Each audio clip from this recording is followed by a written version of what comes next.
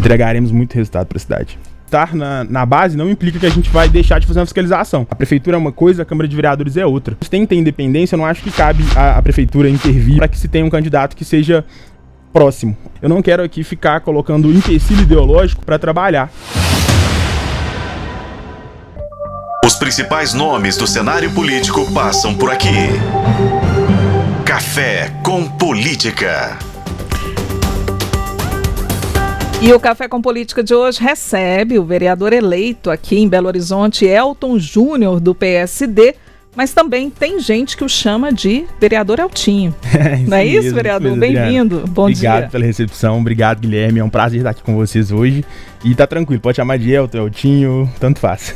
Nós estávamos aqui definindo antes da nossa conversa inicial aqui no ar, como seria vereador, senhor Eltinho, Elton Júnior. Bom, ficaremos aqui, eu vou usar vereador aqui, inclusive, para ir acostumando com a presença do senhor por lá na Câmara Municipal.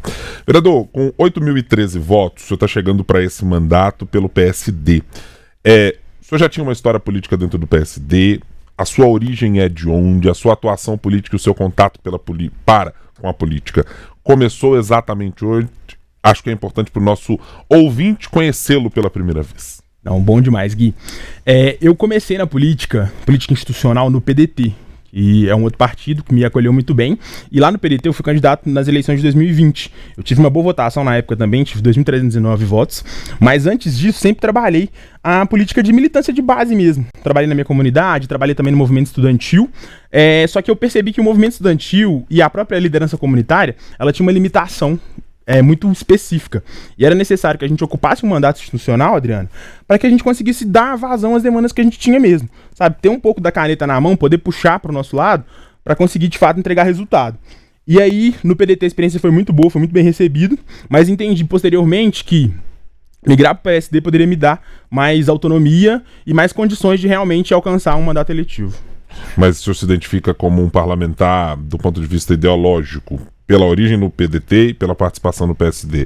O senhor é um parlamentar de centro, o senhor é um parlamentar de esquerda, o senhor é de centro-direita e estava nessas legendas. Como é que o senhor se coloca no cenário? Eu sou um parlamentar de centro progressista, Gui. A gente entende que é necessário que a sociedade avance, tem muita coisa que precisa mudar, que precisa ser alterada, mas a gente não pode também se desvencilhar da questão prática, da resolução e da viabilidade de entregar tudo que a gente se propõe.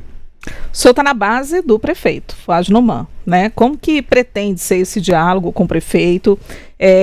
Há propostas que, se porventura não estiverem dentro do espectro ou dentro das demandas, né, da população que o senhor representa lá na Câmara, o senhor vai questionar, o senhor vai ter autonomia, independência para lutar, né, por essas demandas? Com certeza, com certeza. Eu acho que eu me intitulo como base autônoma, né? A gente tem uma vontade grande de ajudar o prefeito a construir o governo dele, a administração, fazer um bom mandato, mas tem também a necessidade e o compromisso de representar bem a comunidade fiscalizando. Então, estar no partido do prefeito, estar na base, não implica que a gente vai deixar de fazer uma fiscalização. Pelo contrário, uma boa fiscalização dá à prefeitura condições de fazer um trabalho melhor, sabe? Porque o vereador, como a entidade política assim, que está mais próxima da base, que tem contato com o cidadão todo dia, que está ali conversando com as pessoas no bar, na farmácia, no dia a dia, ele tem condições de apontar com mais qualidade para o executivo onde precisa de política pública, onde a administração da prefeitura ela tem que estar no dia a dia. Então nós vamos estar na base, mas vamos fiscalizar muito, vamos cobrar bastante e puxar a agenda para frente, sabe? Acho que isso não é oposto, não. A sua região principal de atuação é o Barreiro. Isso. Quais são as grandes demandas que o senhor traz desta região e que estão sendo representadas no seu mandato, e do ponto de vista de soluções que o senhor quer apresentar dentro da Câmara Municipal? Então, Gui, embora eu esteja no Barreiro, eu quero trabalhar para a cidade inteira. Não quero ser um vereador que é limitado pela questão regional, não. Mas por morar na região do Barreiro, especificamente no bairro Lindéia, né, que é a pontinha da pontinha do Barreiro, tá ali na divisa com Ibirité, na divisa com Contagem, a nossa região ela tem muita demanda de infraestrutura de obras mesmo, para liberar o trânsito, para você conseguir ir para Belo Horizonte, trabalhar, estudar com mais qualidade. Então ali na própria região que é a divisa com o Tirol, a gente precisa de obras estruturantes pela questão viária, precisa também de muita demanda de transporte, que como é mais afastado do centro, se o transporte não funciona bem, fica um pouco complicado. Então a gente quer que a prefeitura nos atenda nesse sentido. Por falar em transporte, já vou pegar esse assunto para a gente falar sobre subsídio. Ontem também abordamos esse assunto aqui com o vereador Irlan Melo, né, sobre o subsídio que está para ser já negociado no ano que vem. São mais de 700 milhões de reais destinados às empresas de transporte. O senhor conhece bem a demanda da população do Barreiro, não só do Barreiro, mas as demandas por transporte público da população de Belo Horizonte. O subsídio ainda, na visão do senhor, é a solução? Então, Adriana, a remuneração complementar, para mim, ela não é um problema por si só. O problema, para mim, é a ausência de uma contrapartida eficiente.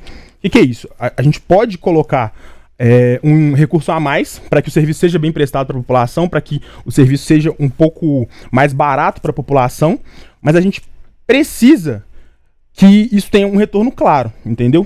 Todos os lugares assim, né? Muitos lugares já fazem isso. São Paulo já tem subsídio, Curitiba, que é um dos melhores transportes públicos do país, já tem subsídio não só municipal, como também estadual.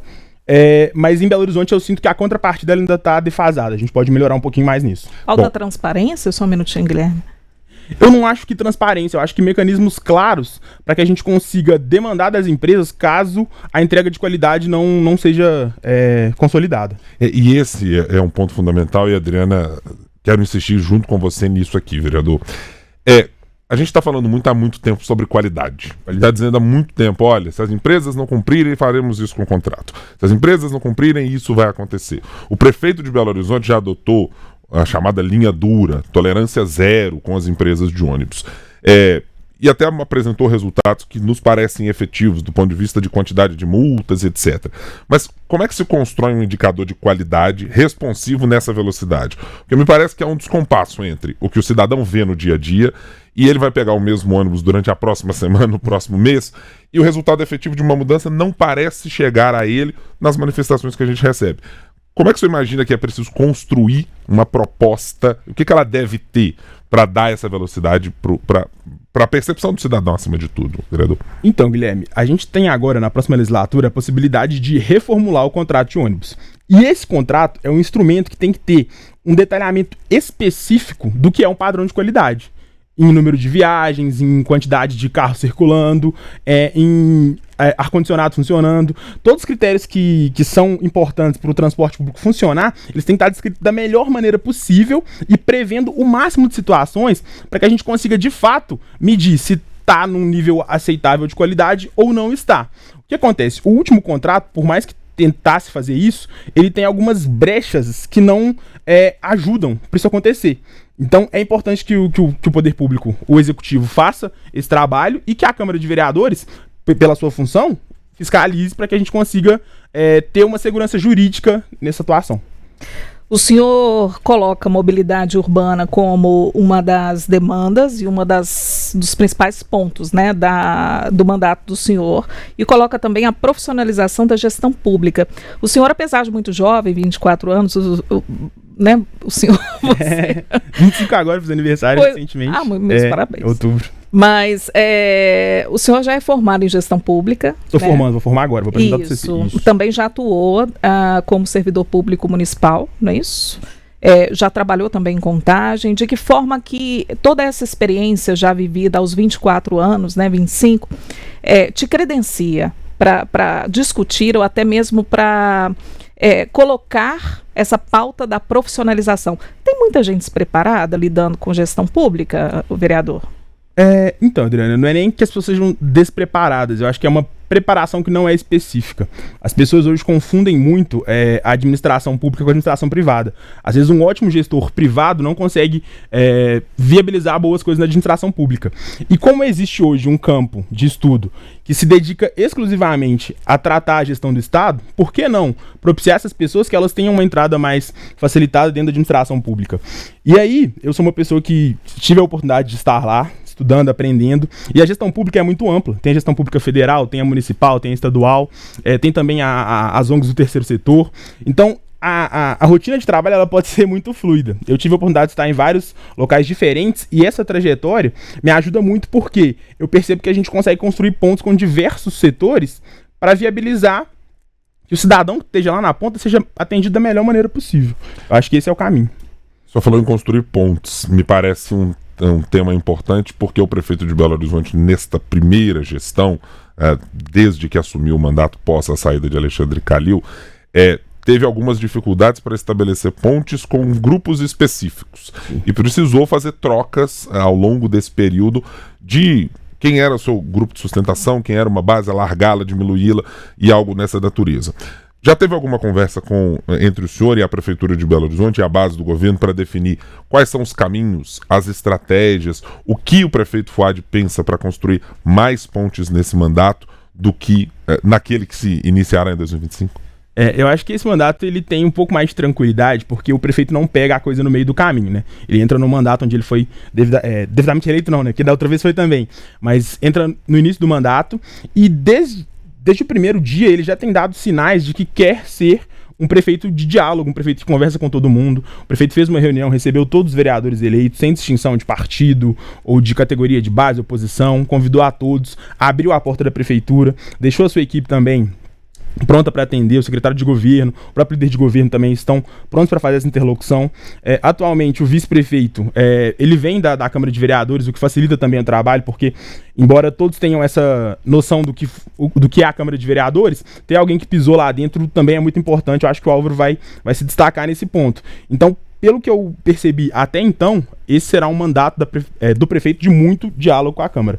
Eu acho que é o melhor caminho para a gente construir soluções. O ponto de vista que foi apresentado pelo prefeito, inclusive nesta reunião que o senhor mencionou. O prefeito disse: não vou participar do processo de escolha se terá um candidato à presidência e quem será na Câmara Municipal. O senhor está alinhado com essa ideia? O senhor acha que deveria ter um candidato da base do governo para chamar de seu, para dizer, olha, estamos aqui disputando um espaço político? Que avaliação o senhor faz? Não, eu sou completamente adepto dessa ideia, até porque não cabe, Guilherme, de verdade. A prefeitura é uma coisa, a Câmara de Vereadores é outra. E aí, por definição, eles têm que ter independência entre si. Então, se tem que ter independência, eu não acho que cabe a prefeitura intervir, o governo intervir, auxiliar qualquer tipo de articulação ou intermediação para que se tenha um candidato que seja próximo. Obviamente, a gente não quer ter também um ambiente de guerra, um ambiente belicoso entre a Câmara de Vereadores, entre a prefeitura, mas eu acho que intervenção não cabe, o prefeito está correto nessa postura. Pois é, o prefeito Fouad Numan recebeu todos os vereadores, mas ele esperou o segundo turno terminar para que pudesse, né, receber todos vocês. Antes a gente já teve aquela icônica foto, né, dos 23 vereadores ligados ao vereador Juliano Lopes, já falando em eleição para a presidência da Câmara, antes mesmo da eleição ter terminado, a eleição para prefeito. Tudo indica que esse grupo vem com tudo, não? Eu acho que eles deram um grande sinal de força, realmente anteciparam a discussão para a Câmara de Vereadores, mas eu sou, Adriana, um vereador novato, mas que gosta muito de ouvir os mais antigos. Então, com quem eu tive a oportunidade de conversar, que é mais velho, o que eles me falaram? Elton, essa coisa de presidência da mesa, isso se resolve no finalzinho, no apagar das luzes. E pelo histórico, não só da Câmara Municipal, mas de outras casas legislativas, eu acho que isso pode se confirmar. Quer dizer que vai mudar? Não, mas quer dizer que pode. O senhor vê necessidade, o senhor tem interesse de ocupar espaços específicos em comissões que tenham relação com o seu mandato, vereador? Eu vejo uma necessidade grande, porque a comissão facilita o trabalho. Então eu tenho um desejo grande de ocupar a comissão de mobilidade e a comissão de administração pública. São duas que me interessam bastante e eu acho que pela minha trajetória e pela minha formação eu consigo contribuir. Educação e cultura também é um interesse do senhor lá? Educação principalmente, porque até pela minha trajetória, né, eu tive a oportunidade de ter uma bolsa numa escola de elite de Belo Horizonte e que propiciou para a minha vida muitas oportunidades. Eu tive a condição de escolher onde eu queria estar. Se eu estou hoje na política é porque tive uma base boa de educação e eu entendo que a educação realmente transforma a vida das pessoas. Então, como liderança comunitária, a gente já tem atuado com algumas questões de educação e eu acho que dentro de um mandato a gente consegue ampliar essa atuação para que a educação transforme ainda mais a vida das pessoas. O senhor vê capacidade efetiva da Prefeitura de Belo Horizonte entregar nos próximos 4 anos e 1 mês de 2024 escolas integrais para todos os alunos da capital? Eu pergunto isso porque ela foi pauta em diversos candidatos que apresentaram-se aqui nesta bancada e em outros veículos de comunicação.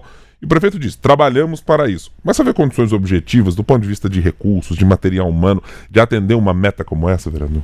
Guilherme, eu acho que não pode faltar o trabalho. sabe? A gente coloca uma meta na administração pública e caminha em direção a ela.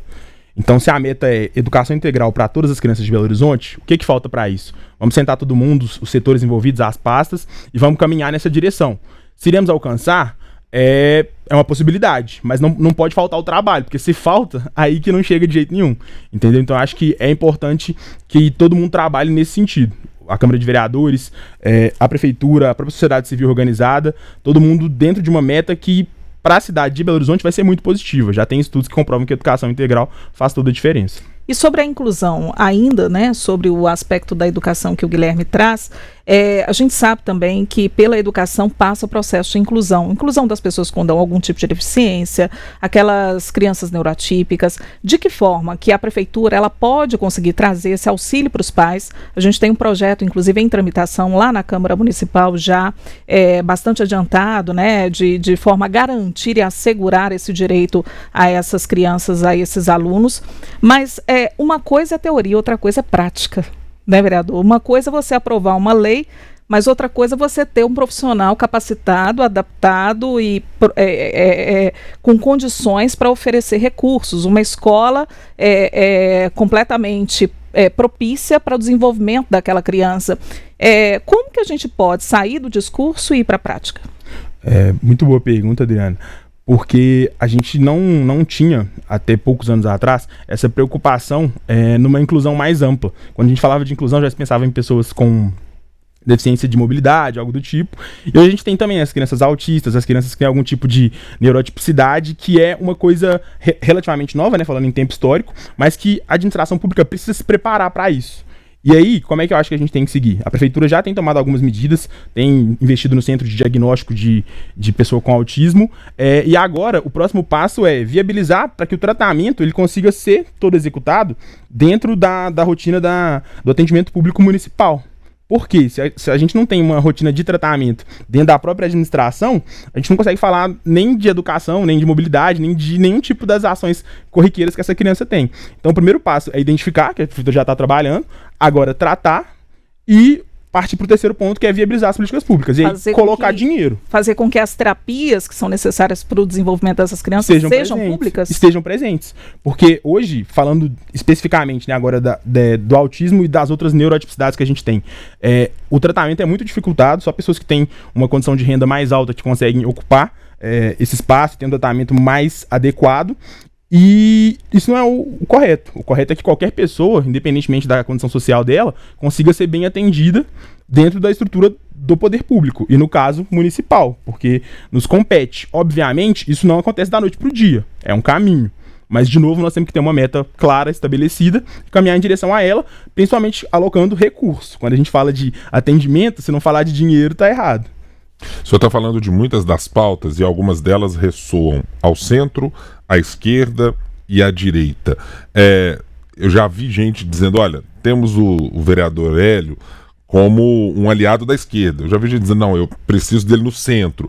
Mas eu nunca vi ainda alguém dizer, olha, o vereador está aqui mais à direita. O senhor transita bem entre grupos políticos diferentes ou pelas propostas, pelo diálogo, o senhor vai parar na bancada da esquerda em algum momento? Brahim, a minha ideologia é resultado. Então, quem quiser fazer uma política de resultado para Belo Horizonte, vai ter o meu apoio, seja na direita, seja na esquerda. Eu não quero aqui ficar colocando empecilho ideológico para trabalhar.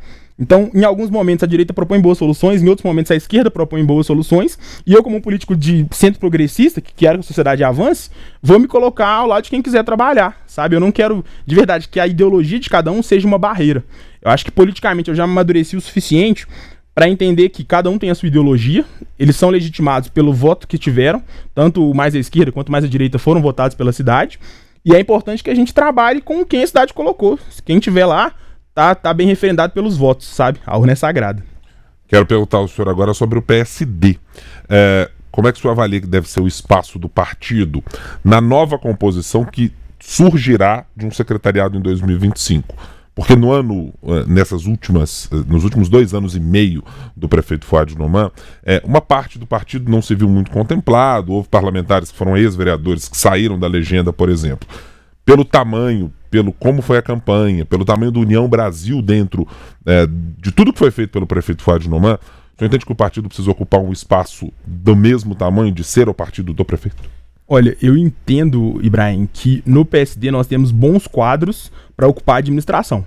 Eu, como um defensor da gestão pública técnica e qualificada, eu não posso defender aqui a ocupação do espaço pela ocupação do espaço, só para estar no cargo e compor governo porque é um partido forte. A gente tem que apresentar bons nomes para que componham a administração. Se o nome for bom, conseguir contribuir, por que não? É um partido que tem legitimidade, teve voto, é natural. Vamos para o bate-pronto?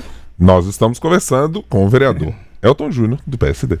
No Café com Política, hora do bate-pronto. Vereador, aquele momento super legal, que todo mundo gosta aqui. Perguntas rápidas e respostas na mesma proporção. Combinados? Combinadíssimo. Então vamos lá. Elton Júnior, qual será a grande marca ao final de 4 anos de mandato? Resultado. Entregaremos muito resultado para a cidade. Resultados que vão ajudá-lo a alcançar a Assembleia Legislativa com apoio do Cássio Soares, por exemplo? Resultados que irão deixar a população que votou e que não votou bem satisfeita. O que o prefeito Fuad Noman não fez e tem de fazer no próximo mandato? Consolidar uma boa relação com o Legislativo. E como fazer que a comunidade esteja presente na casa que é dela? Fomentando com que as pessoas possam participar, facilitando a participação. A política deve estar onde as pessoas estão. Elton Júnior, vereador eleito com 8.013 votos. Muito obrigado por estar aqui conosco, vereador, na estreia do senhor aqui no nosso estúdio. A gente tem sempre feito o compromisso e o pedido. Todo mundo que sentou-se nessa cadeira, volte por gentileza, porque a cidade de Belo Horizonte merece. Temos muitos assuntos para tratar aqui ao longo dos próximos anos. Guilherme, Adriana, muito obrigado pela boa recepção de vocês aqui. Eu sou um espectador assíduo do programa e acho que a mídia ela tem que realmente trazer os políticos aqui para confrontá-los, para perguntar, para cobrar eventualmente, e esse trabalho é muito importante para que as pessoas possam ver que existe realmente uma boa política que está acontecendo. Então, parabéns para vocês pelo programa aqui e contem sempre comigo. Quando me chamar aqui, eu venho. A gente chama assim, pode ficar tranquilo. A gente vai contar. Obrigado, viu, vereador, pela participação.